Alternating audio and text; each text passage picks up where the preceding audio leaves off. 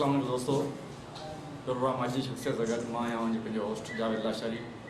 अज जी शख्सियत आहे NPCIHA जे सेंट्रल चेयरमैन पाकिस्तान, काबिल इज़्ज़त काबिल एहतराम इज़्ज़त माब जनाब सैयद अली शाह राश्ती साहब। अस्सलाम वालेकुम। वालेकुम सलाम। NPCIHA जो फुल फॉर्म ऐं जो मंशूर वग़ैरह ये तंज़ीम तव्हांजी कीअं पिए हले ऐं थोरो ॿुधाए कयो। NPCIHA national peace committee for interfaith harmony Amin Shah Rashti, क़ौमी अमन कमेटी बराए बैनुल मज़ाहिब हम आहंगी अमीन शाह।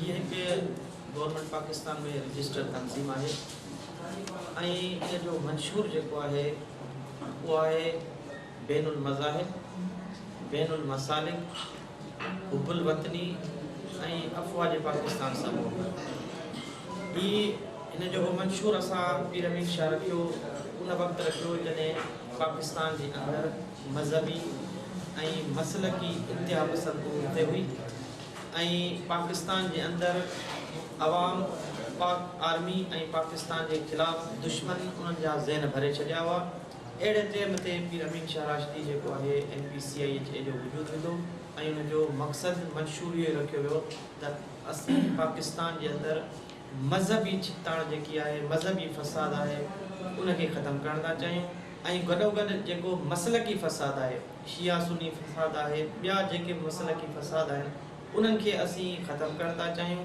ऐं पुरअमन पाकिस्तान करणु था चाहियूं।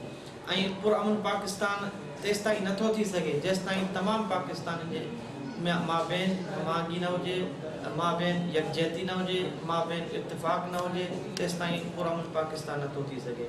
ऐं उन सां गॾोगॾु NPCIHA मुकमल तरह ऐं वाज़े तरह चिटी तरह पाकिस्तान सां मोहबत जो पैगाम ॾिए थी ऐं अफ़वाज पाकिस्तान सां मोहबत जो पैगाम ॾिए थी।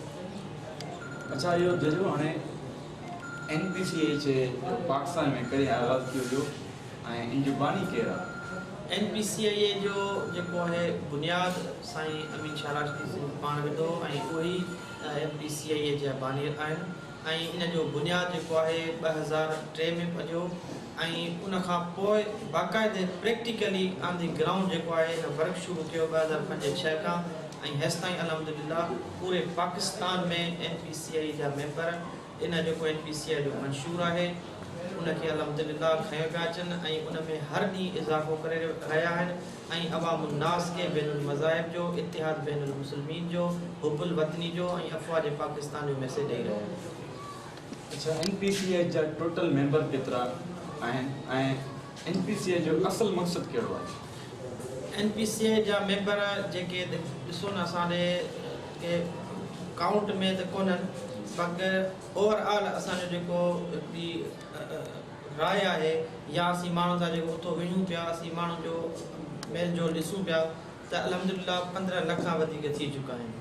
ऐं जेको तव्हां NPCIHA जो मक़सदु पुछो, NPCIHA जो वाज़े ऐं चिटो मक़सदु आहे त NPCIHA पाकिस्तान जे अंदरि मज़हबी, मसलकी, लिसानी, क़ौमियती, असबियती फ़साद खां पाकिस्तान खे आज़ादु करणु थी चाहे, पुरअमन पाकिस्तान थी करणु चाहे ऐं दुश्मन जेको हिकिड़ो एजेंडो उन ॾिनो आहे त पाकिस्तान जी आवाम जे दिलि व दिमाग़ में पाकिस्तान ऐं पाक आर्मी लाइ नफ़रत पैदा कई वञे त NPCIHA साॻी जॻह ते आवाम में, आवाम जी दिलि व दिमाग़ में पाकिस्तान ऐं पाक आर्मी लाइ मोहबत पैदा करे रही आहे।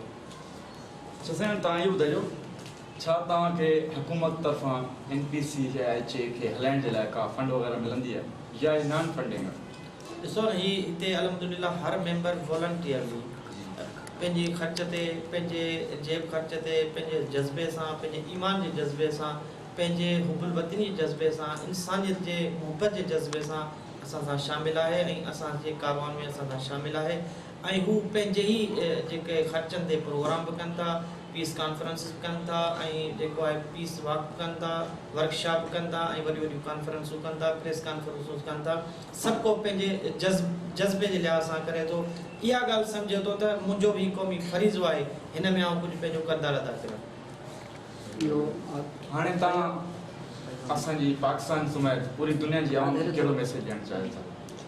ॾिसो न पाकिस्तान समेत पूरी दुनिया में जेको वधि में वधि फोकस जंहिं ते शइ ते कयो पियो वञे उहो आहे इंटरफेथ हारमनी बैनुल मज़ाहिब ऐं दुनिया जा तमामु जेके मकातब फ़िक्र जा उलमाए करामनि अकाबिरीननि ऐं चवंदुसि फादर्स आहिनि ऐं चवंदुसि पंडित आहिनि दानिश्वरनि प्रोफेसरनि टीचरनि हर क़िस्म जो जेको बाशऊर माण्हू इहो सम्झी चुको आहे त जेसि ताईं मज़हबी हमाहंगी न थींदी तेसि ताईं दुनिया पुरअमन न थींदी। पंहिंजी पुॼाणी ते पहुतो पंहिंजे होस्ट जावेद लाशर खे ॾींदा इजाज़त।